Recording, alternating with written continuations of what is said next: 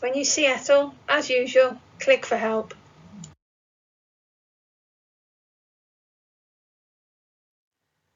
Right, here we are on Learning Objective 2, being able to explain how the UK business environment affects retail businesses.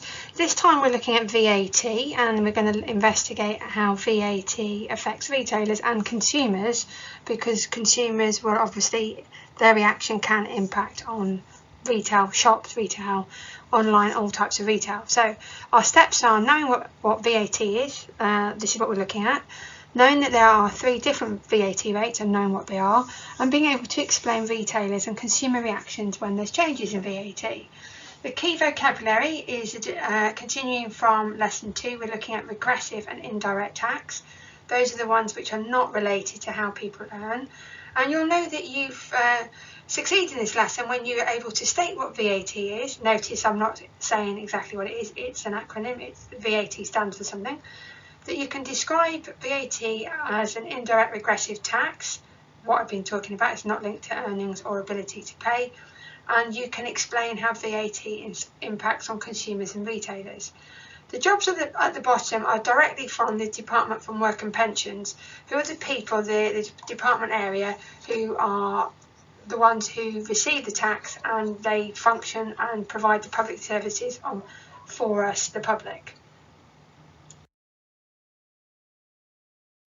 Your work list for lesson 5 on VAT, you'll be pleased to see it's one thing, it's one table we'll call the reaction table.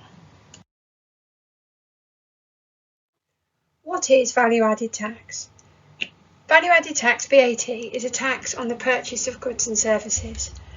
VAT is charged on most goods and services that consumers purchase, such as trainers, phones and cinema tickets and so on, and on goods and services that business purchases, such as accounting services and printer ink. The standard rate of VAT increased to 20% on the 4th of January 2011. It went up from 17.5%. Here's the table of the 3 VAT rates. You have standard rate 20%, which is on most goods and services. You have the reduced rate of 5%, which is some goods and services like children's car seats and home energy. And then you have the 0 rate, which is 0 rated goods, funny enough, on goods and services like most food, postage stamps and children's clothes. So the 3 rates of VAT are in the table.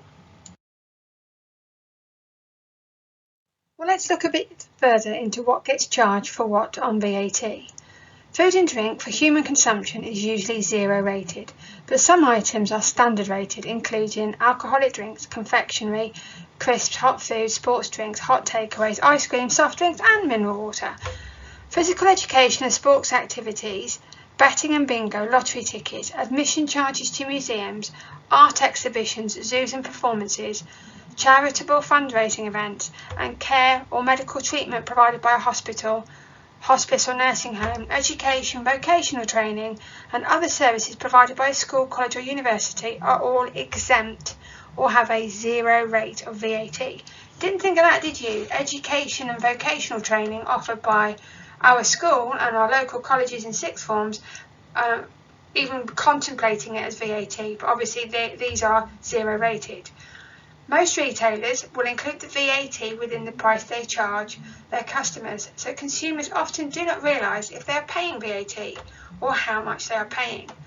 Retail businesses will usually pass on all the VAT onto their customers, as they must pay VAT themselves on products and services they buy. So it's called passing on the cost. They pass the cost on to us, the customers, because them as supplier, when they go to their suppliers, they get charged VAT by their suppliers as well. So remember, VAT is a regressive tax. That's the thing that we learned earlier on in this learning at AIM. It's a tax that gets added on and isn't related to any of our earnings.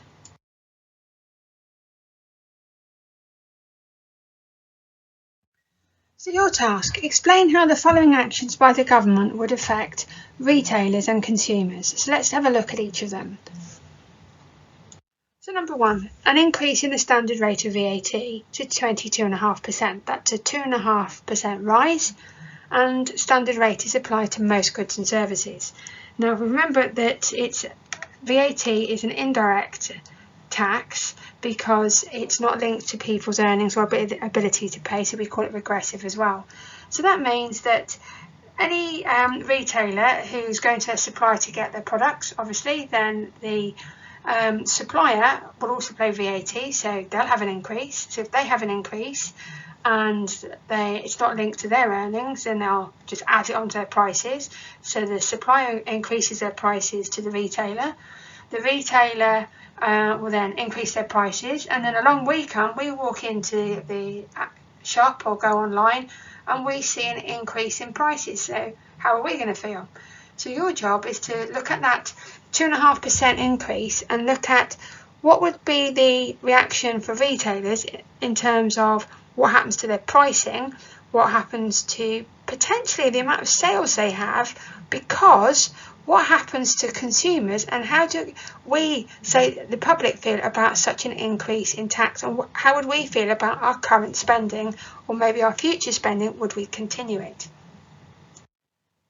Question 2. A decrease in the standard rate of VAT to 17.5%. Now, if the standard rate goes back down to 17.5%, remember standard rate is the one on most goods and services, then it's going to mean that the VAT charge hopefully will come down in terms of products, because remember they're incorporated into the price that we the consumers pay. And for a retailer, then they're looking at a supplier. So the supplier who gets their products in, say from the manufacturer, then they're going to have reduced VAT as well. So there's that knock-on effect going on there. But remember, for both of these, what VAT is for and who it goes to. VAT is a tax charged by the government, because obviously these are government decisions that we're saying. And the revenue raised through tax is spent by the government on providing public services such as the NHS, education, housing, defence and so on.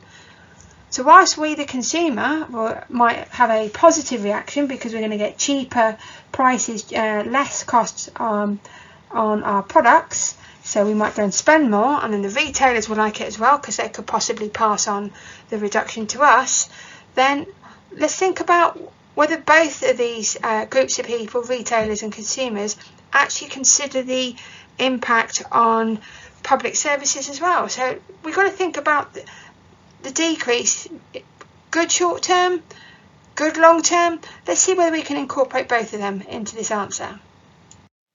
Question 3. Abolish the zero rate of VAT and include all previously zero rated goods and services in the reduced rate band. Right, let's just get our head around that.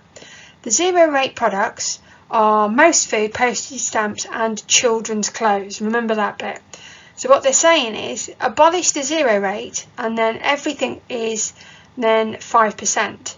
So reduced rate, which is children's car seats and home energy, will suddenly become most food, postage stamps and children's clothes, all of that together.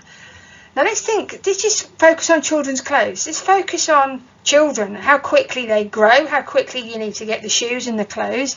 Maybe that's one of the reasons that we've got to look at the zero rated tax, because of making sure that children are looked after and they have the ability to have clothing, food and clothing. So that's what we're looking at with zero rated, to making sure that you have upbringing and accessible means for children. So if you're now going to put a 5% charge on it, think about what's going to happen then. So think about, okay, now we're going to split the two reactions. How are families, consumers going to react to suddenly they've got a 5% VAT on children's clothes, food and then postage stamps? Postage stamps might be a bit different because now we're looking at lots of emails, but so postage stamps is a bit of a moot point, but definitely those two. And for the retailers, just think about what's going to happen to them. Think about what's going to happen to their customer service. You're going to have customers coming into their shop and potentially not very happy about their prices. So whether the retailer has the ability to change the VAT, which is no, they're then faced in an awkward situation where they're dealing directly with customers who are finding it probably very negative that the price of children's clothes and food has gone up because of VAT. So the retailer could be in a situation of, what do they do? Is VAT still that regressive indirect tax that they pass it on, or do they need to try and adjust that somewhere else in their whole pricing structure? So your job, now we've had the discussion over the different standard, reduced and zero rates, and we've looked at what happens when we increase, decrease, or maybe we take a controversial one and alter that one. Your job is now to put your reaction into what you think the retailers will think and what you think the consumers would think, and it's your job to put 2 reactions per situation in the table.